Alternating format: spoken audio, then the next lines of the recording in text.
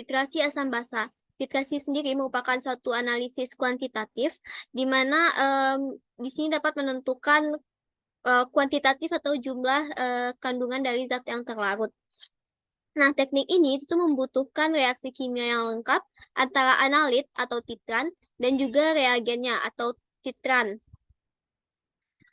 Nah, biasanya tuh titran yang digunakan itu diketahui konsentrasinya akan direaksikan dengan titrat yang tidak diketahui konsentrasinya. Jadi fungsi dari titrasi itu sendiri merupakan untuk mengetahui konsentrasi dari titrat yang digunakan. Di sini saya mengambil suatu jurnal yang berjudul Analisa Asam Benzoat dan Asam Salisilat.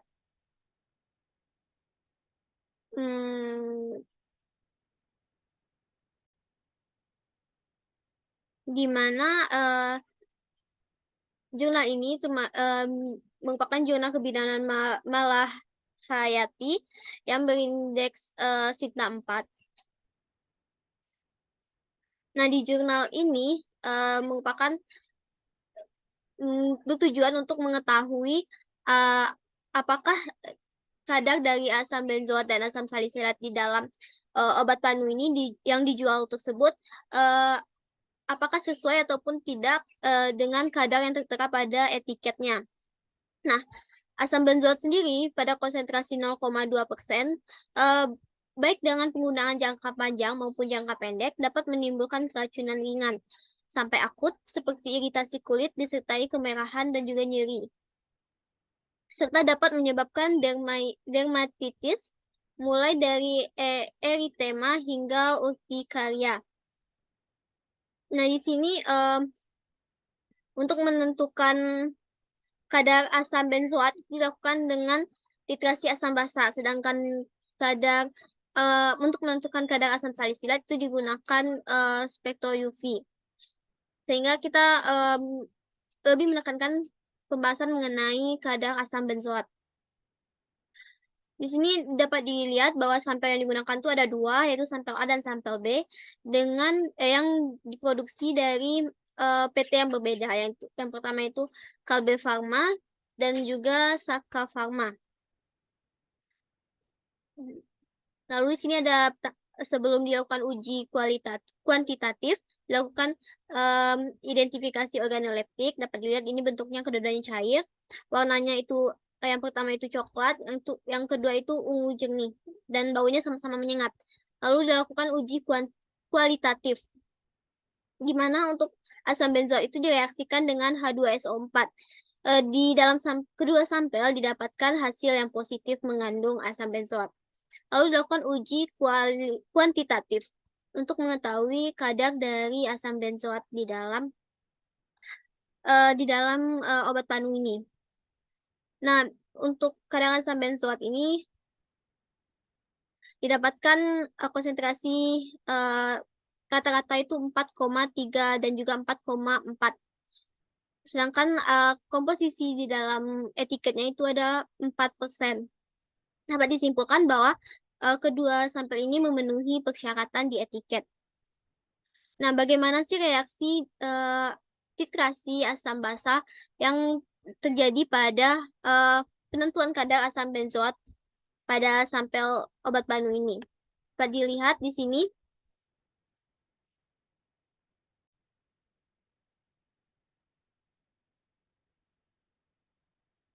Ini adalah reaksi dari di mana asam benzoat ini direaksikan dengan natrium OH sebagai titrannya. Nah,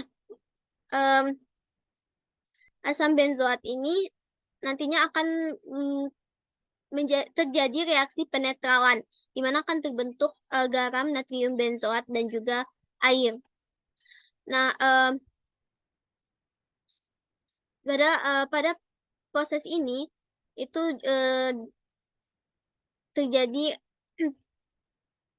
semua asam benzoat itu akan berikatan dengan natrium hidroksida. Setelah itu, jika asam benzoat ini sudah bereaksi semua dengan natrium hidroksida. Nah, natrium hidroksida yang dititrasi selanjutnya itu akan bereaksi dengan indikator PP atau phenolphthalein. Nah, ini akan membentuk jika direaksikan dengan NaOH itu akan terbentuk warna merah lembayung atau merah yang membayang, dan kadangkala itu seperti keunguan. Nah, dari ini jika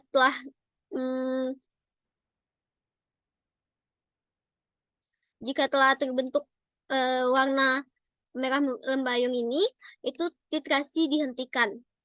Selanjutnya dilakukan perhitungan kadar dengan memasukkan rumus bahwa ekuivalen dari NaOH sama dengan ekuivalen dari asam benzoat. Nah, itu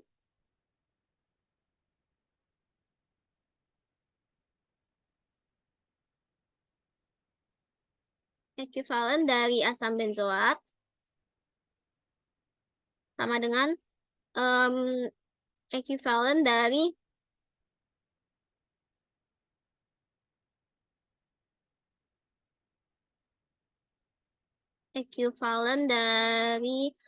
NaOH.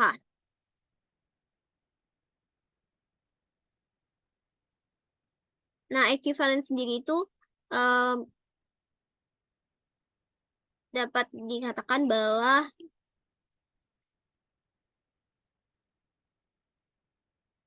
itu adalah volume dikali dengan normalitas. Nah, di sini normalitas dari NaOH itu adalah 0,1. Sedang yang diketahui adalah volume NaOH. Volume NaOH dikalikan dengan normalitas NaOH sama dengan volume dari asam benzoat dikalikan dengan normalitas asam benzoat. Nah, diketahui bahwa dari titrasi yang dilakukan didapatkan nantinya volume NaOH. Normalitas NaOH seperti yang dijelaskan awal bahwa normalitasnya itu sudah diketahui. Normalitas dari yang pentitrasinya itu sudah diketahui. Lalu volume dari asam benzoatnya itu adalah volume dari sampel yang kita gunakan, dan juga normalitasnya nanti kita akan mendapatkan normalitas dari asam benzoat ini. Sehingga dari normalitas ini kita akan mendapatkan kadar seperti yang tertera pada.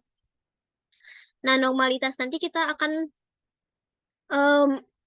masuk perhitungan sehingga didapatkan nantinya konsentrasi. Sini dapat dilihat dilakukan 3 kali pengulangan, baik itu sampel A dan sampel B, dengan konsentrasi rata-ratanya itu adalah 4,3 dan juga 4,4. Nah, dari konsentrasi ini dapat disimpulkan bahwa sampel A dan sampel B ini memenuhi syarat yang tertera pada etiket.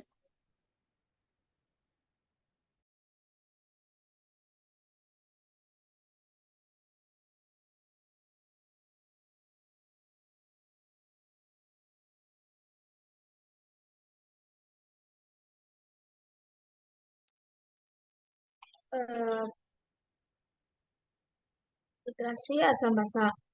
Pada dasarnya, titrasi asam basa yaitu metode analisis untuk menentukan konsentrasi suatu zat di dalam larutan menggunakan konsep reaksi kimia. Sehingga titrasi asam basa yaitu prosedur yang dilakukan saat kita ingin menentukan konsentrasi suatu asam basa dengan menggunakan konsep penetralan asam basa. Prinsip dari titrasi asam basa, yaitu titrasi asam basa melibatkan asam maupun basa berbagai titer atau titran. Titrasi asam basa berdasarkan reaksi penetralan. Kadar larutan asam ditentukan dengan menggunakan larutan basa dan sebaliknya. Titran ditambahkan titer sedikit demi sedikit sampai mencapai keadaan ekuivalen. Artinya, secara stok-geometri, titran dan titer tepat habis. Salah. Keadaan ini disebut sebagai titik ekuivalen. Pada saat titik ekuivalen ini, maka konsentrasi dihentikan. Kemudian, dicatat titer volume yang diperlukan untuk mencapai keadaan tersebut. Dengan menggunakan titran volume data, volume dan konsentrasi titer, maka kita bisa menghitung kadar titrat. Prosedur titrasi asam basa yaitu yang pertama titrasi dilakukan secara perlahan. Titran larutan standar diteteskan satu tetes demi tetes ke dalam titrat larutan sampel. Yang kedua, setiap tetesnya harus disertai dengan pengocokan agar reaksi dapat terjadi secara optimal dan merata. Hati-hati ketika mengocok, jangan sampai tumpah atau menyiprat. Tiga, proses penetesan ini dilakukan secara terus-menerus hingga mencapai titik ekuivalen. Titik ekuivalen, titik di mana titrat dengan titran tepat bereaksi atau habis bereaksi. Yang keempat, pada titran ditambahkan 1-2 tetes indikator. Indikator kimia ini berfungsi untuk mengetahui kapan suatu sampel telah habis bereaksi, sehingga ketika telah mencapai titik ekuivalen akan terjadi perubahan warna yang spesifik. Jika warna telah berubah, proses titrasi dapat dihentikan dengan mematikan sumbatan keran pada buret. Manfaat dari titrasi asam basa dalam dunia farmasi yaitu apabila ada senyawa obat yang bersifat asam atau basa ingin diketahui konsentrasinya, maka dapat digunakan metode titrasi asam basa ini.